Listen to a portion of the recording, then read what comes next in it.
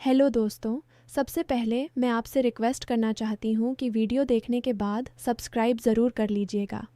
मैं इन वीडियोस को बनाने में बहुत मेहनत करती हूँ और इसी से मैं अपना खर्चा चलाती हूँ। जो भी सब्सक्राइब करेगा, मैं दुआ करती हूँ कि उसकी ज़िंदगी बहुत अच्छी, अमीर और खुशहाल हो। प्लीज़ प्लीज़ सब्सक्राइब कर लीजिएगा। इंदौर शहर की उन गलियों में जहाँ सुबह की पहली किरण दुकानों पर चमकती है और शाम को हवा में चाय की महक घुल जाती है, वहाँ एक छोटा सा परिवार रहता था। प्रिया 25 साल की, सुबह 7 बजे उठकर बैंक की तैयारी करती। उसके पिता रमेश जी किराने की छोटी सी दुकान संभालते, जहाँ से महीने भर का खर्चा निकलता। माँ सुनीता जी घर की देखभाल करती और छोटी बहन रिया 10वीं में पढ़ती। परिवार साधारण था, लेकिन एक दूसरे के लिए उनकी दुनिया पूरी थी। प्रिया बैंक में क्लर्क थी। रोज़ वह बस पकड़कर ऑफिस जाती, जहाँ फाइलों के ढेर के बीच उसका दिन बीतता, लेकिन उसकी मुस्कान कभी नहीं फीकी पड़ती। वह जानती थी कि उसकी तनख्वाह से रिया की पढ़ाई और पिता की दवा का खर्चा चलता है। एक दिन बैंक में नया सहकर्मी आया। नाम था करण। 28 साल का, शांत स्वभाव का, लेकिन काम में तेज। वह लोन विभाग में ज्वाइन हुआ था। पहली मुलाकात में ही प्रिया ने महसूस किया कि वह अलग है। जब एक बुजुर्ग ग्राहक लोन की फाइल लेकर परेशान था, करण ने धैर्य से सब समझाया। प्रिया ने पास से देखा तो मन में एक अजीब सा सम्मान जगा। दीदी, ये सर कितने अच्छे हैं ना, रिया ने शाम को घर पर बताया जब प्रिया ने ऑफिस की बात की। प्रिया हंस दी, लेकिन दिल में कुछ हलचल हुई। धीरे धीरे दोनों की बातें बढ़ीं। ऑफिस के प्रोजेक्ट पर साथ काम करने लगे। एक दिन रिया की स्कूल एडमिशन फॉर्म भरने में दिक्कत आई। प्रिया परेशान थी। करण ने देखा तो बोला, प्रिया, मैं मदद कर दूं? मेरा भाई स्कूल में टीचर है, शायद बात करवा दूं। प्रिया ने हिचकिचाते हुए हाँ कह दी। अगले दिन फॉर्म तैयार था। उस छोटी सी मदद ने दोनों के बीच एक पुल बना दिया। ऑफिस की कैंटीन में चाय पीते हुए वे बातें करते। करण अपनी जिंदगी की बातें बताता, कैसे उसने गांव छोड़कर शहर आकर पढ़ाई की, परिवार की जिम्मेदारी कैसे निभाई। प्रिया सुनती और सोचती, ये इंसान कितना जिम्मेदार है। कभी कभी करण की आंखों में प्रिया के लिए एक नरम सा भाव दिखता। वह कभी नहीं कहता, लेकिन प्रिया महसूस करती। वह खुद भी अनजाने में उसकी याद करने लगी। छुट्टी के दिन जब करण ऑफिस नहीं आता, प्रिया को दिन अधूरा लगता, लेकिन वह सब चुपचाप रखती। प्यार का नाम लेकर तो नहीं, बस एक सम्मान और स्नेह का रिश्ता था। समय बीतता गया। बैंक का एक कम्युनिटी ड्राइव चला, जहां गरीबों को फाइनेंशियल लिटरेसी सिखानी थी। प्रिया और करण दोनों इसमें लगे। शाम को जब वे एक साथ गांव के स्कूल में जाते, प्रिया को लगता जैसे दुनिया रुक गई हो। एक बार बारिश में भीगते हुए वे वापस आए तो करण ने अपनी जैकेट प्रिया को ओढ़ा दी। ठंड लग जाएगी, उसने कहा। प्रिया ने मुस्कुराते हुए धन्यवाद कहा। उस रात घर लौटकर प्रिया ने आईने में खुद को देखा। दिल में एक हल्की सी खुशी थी, लेकिन साथ में डर भी। ये क्या हो रहा है, वह खुद से पूछती। करण भी अकेले में सोचता, प्रिया जैसी लड़की मिलना मुश्किल है। इतनी समझदार, परिवार के लिए कितना करती है। लेकिन जिंदगी हमेशा सपनों जैसी नहीं चलती। बैंक में उनकी सहकर्मी मीना थी। वह करण को पसंद करती थी, लेकिन करण ने कभी ध्यान नहीं दिया। एक दिन मीना ने प्रिया और करण को कैंटीन में हंसते देखा। उसका दिल जल गया।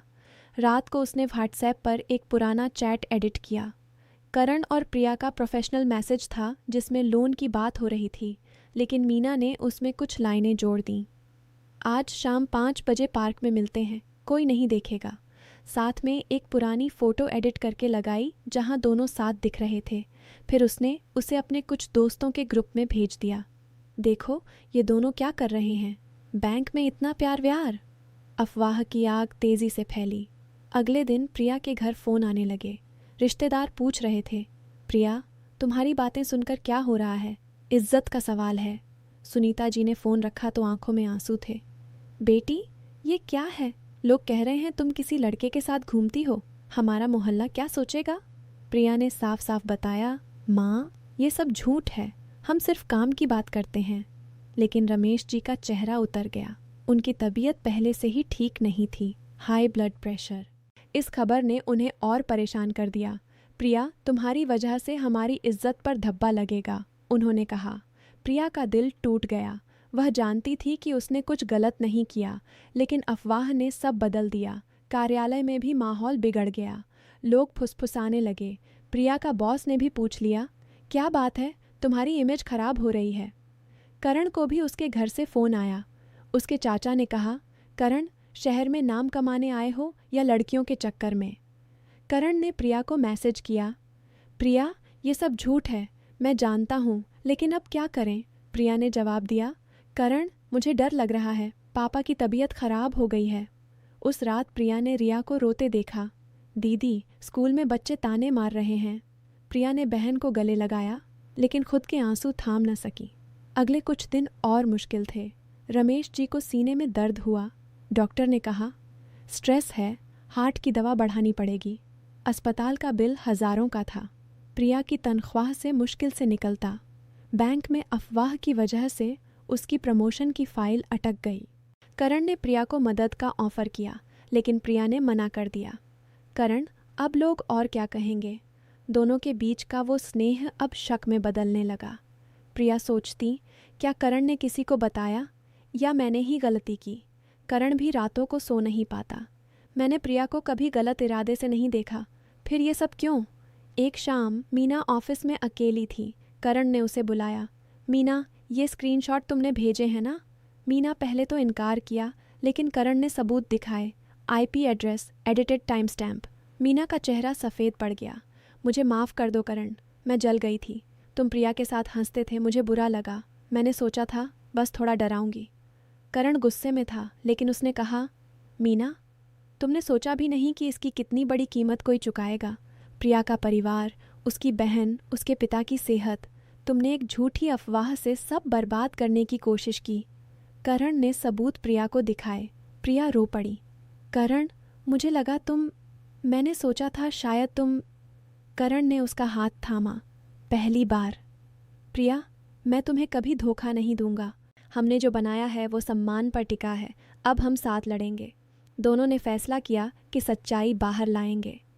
अगले दिन बैंक के ग्रुप और मोहल्ले के व्हाट्सएप में करण ने पोस्ट किया।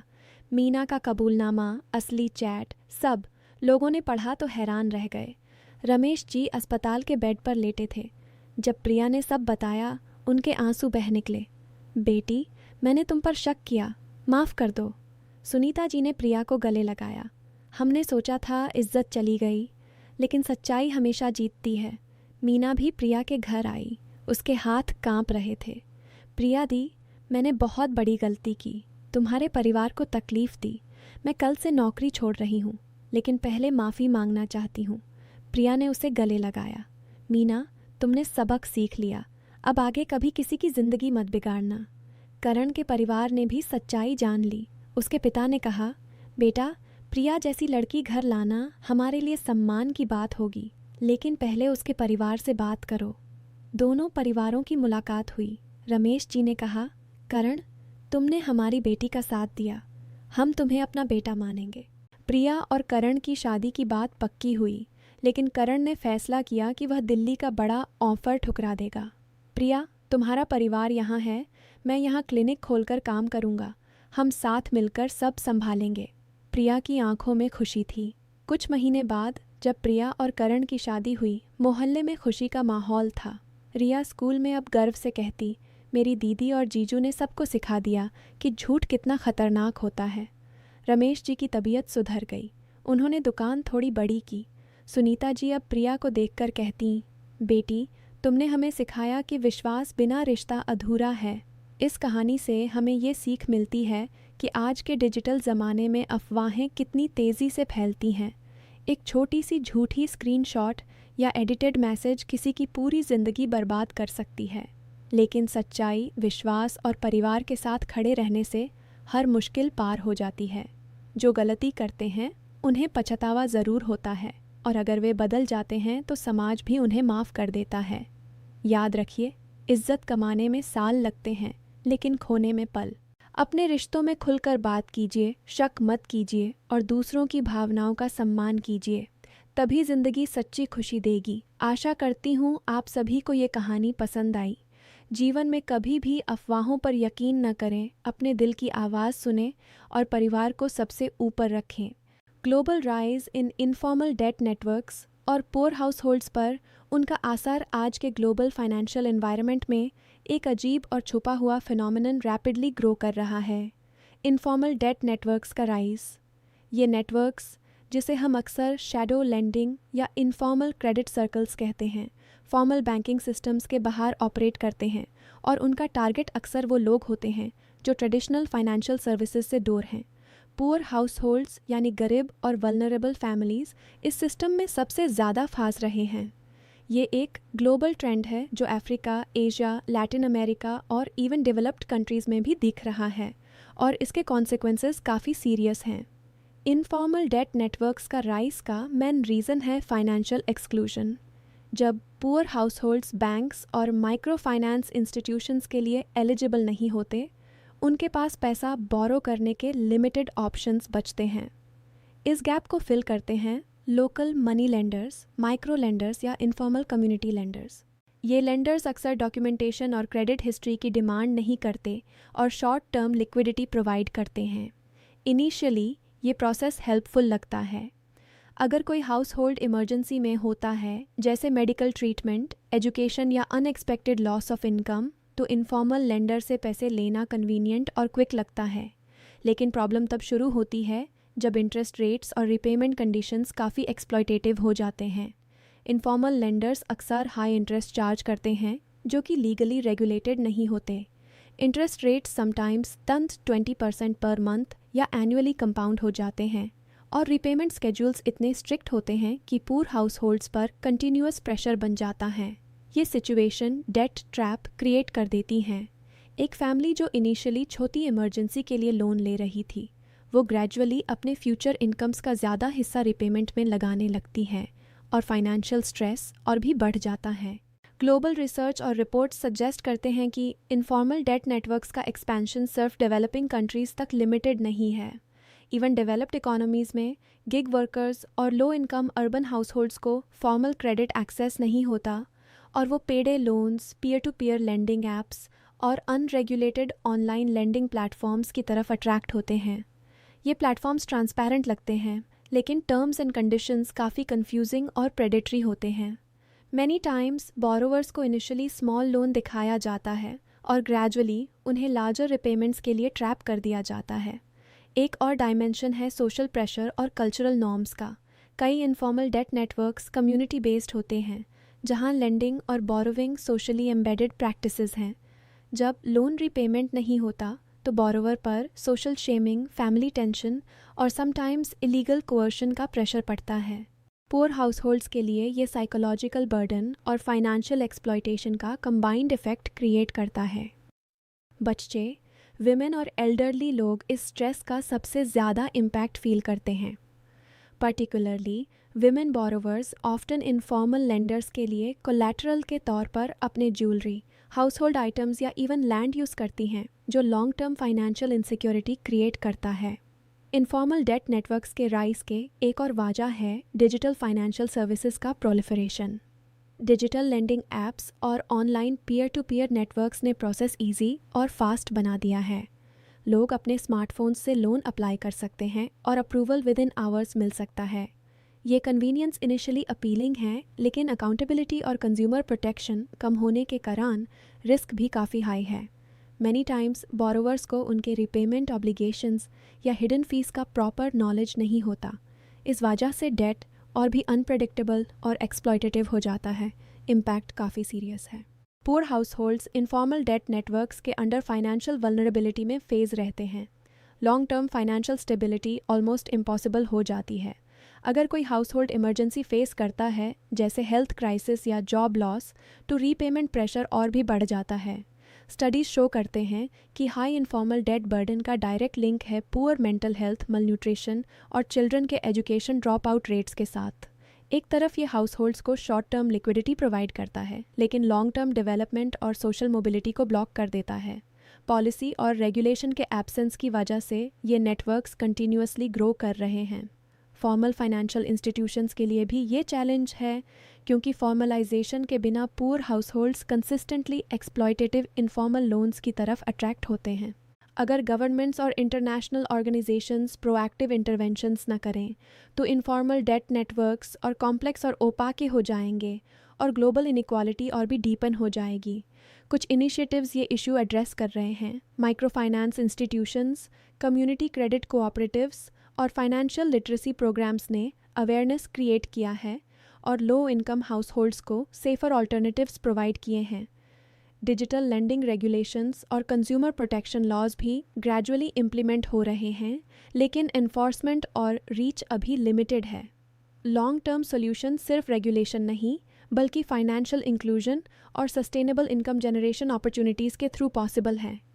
अगर हाउसहोल्ड्स को स्टेबल इनकम और एक्सेसिबल फॉर्मल क्रेडिट मिले तो इनफॉर्मल डेट नेटवर्क्स के एक्सप्लॉयटेटिव प्रैक्टिसेस ऑटोमेटिकली कम हो जाएंगे। कंक्लूजन ये है कि global rise in informal debt networks ने पुअर हाउसहोल्ड्स को एक नए फाइनेंशियल एक्सप्लॉयटेशन के साइकिल में फंसा दिया है। ये cycle short term relief provide करता है, लेकिन लॉन्ग टर्म फाइनेंशियल, सोशल और साइकोलॉजिकल कॉस्ट्स काफ़ी हाई होते हैं। पॉलिसी मेकर्स, सिविल सोसाइटी और फाइनेंशियल इंस्टीट्यूशंस को कंबाइंड एफर्ट्स से इंक्लूसिव, ट्रांसपेरेंट और अकाउंटेबल फाइनेंशियल सिस्टम्स डेवलप करना होगा ताकि vulnerable households exploitative debt traps से बचें और अपने सोशियो इकोनॉमिक डेवलपमेंट के लिए सस्टेनेबल पाथ फॉलो कर सकें। ये कंटेंट 1900 वर्ड्स का है और आपके रिक्वेस्टेड फोकस पे फुली सेंटर्ड है। इनफॉर्मल डेट नेटवर्क्स, उनका ग्लोबल राइज और पुअर हाउसहोल्ड्स पर उनका इम्पैक्ट। अगर चाहो मैंने इस कंटेंट का शॉर्टर पंची वर्जन भी बना सकता हूँ जो यूट्यूब या ब्लॉग के लिए और एंगेजिंग हो, जिसमें रियल लाइफ एग्जाम्पल्स और स्टैट्स भी इंक्लूड हों। क्या मैं वो वर्जन भी बना दूँ?